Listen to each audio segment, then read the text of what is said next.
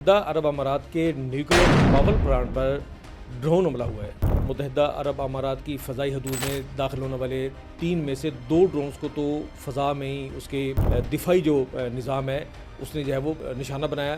سب سے حیران کن بات جو ہے وہ یہ ہے کہ متحدہ عرب امارات نے ایران یا کسی اور اپنے رائیول کا نام لینے سے گریز کیا ہے۔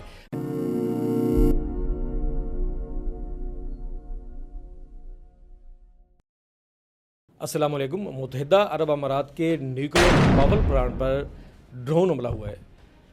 اس حملے کے وجہ سے مشرق وسطی کی جو کشیدہ صورتحال پہلے سے موجود ہے اس کو مزید جو ہے اس نے گمبھیر بنا دیا ہے۔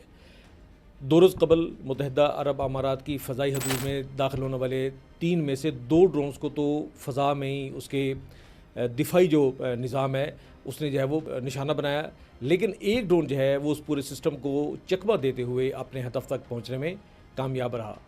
یہ کوئی عام حملہ نہیں تھا،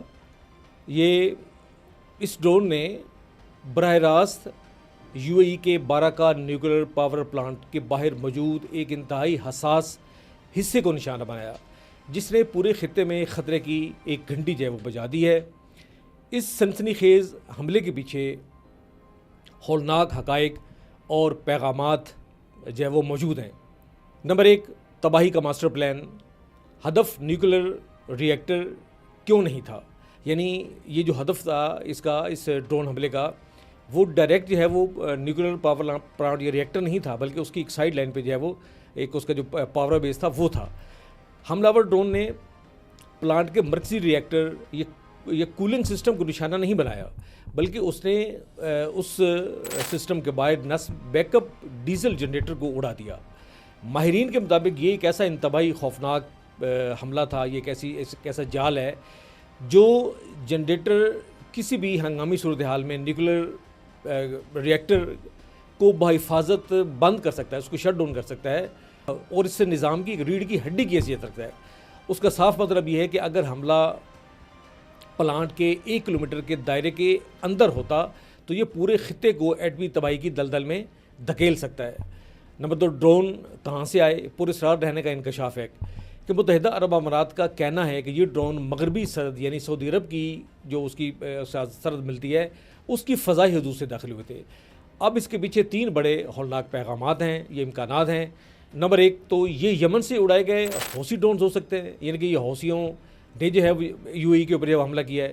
نمبر 2، کیا یہ عراق جو ہے وہاں پہ سرگرم جو ایران کے حامی اس کے مزاحمتی گروہ ہیں ان کی کارروائی ہو سکتی ہے، یا پھر یہ کوئی ایسا پیچیدہ اور خفیہ کھیل ہے جس پر ابھی کوئی بھی جو ہے وہ کھل کر بولنے کی ہمت نہیں کر پا رہا، اور جو جب سے جنگ جاری ہے اس میں بھی ایک ایکٹیو رول جو ہے وہ آ چکا ہے۔ اس سے پہلے بھی ایسی خبریں آ چکی ہیں جس میں جو ہے وہ اس قسم کے حملوں کا اظہار ہوتا رہا ہے۔ نمبر 3، امارات کا غیر معمولی رد عمل اور خاموشی۔ سب سے حیران کن بات جو ہے وہ یہ ہے کہ متحدہ عرب امارات نے ایک روایتی پالیسی کے برعکس اس بار براہ راست ایران یا کسی اور اپنے رائیول کا نام لینے سے گریز کیا ہے، جو اس بات کا ثبوت ہے کہ پردے کے پیچھے جو معاملات ہیں وہ انتہائی سنگین ہیں اور انتہائی نازک بھی ہو چکے ہیں۔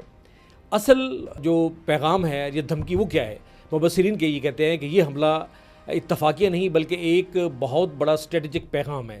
ابوظہبی کو خاص لفظوں میں خبردار کیا گیا ہے کہ اگر اماراتی سرزمین کو ایران کے خلاف کسی بھی فوجی کارروائی کے لیے استعمال کرنے کی اجازت دی گئی تو دبئی اور ابوظہبی سمیت پورا خطہ ایٹمی تابکاری کی زد میں آ سکتا ہے۔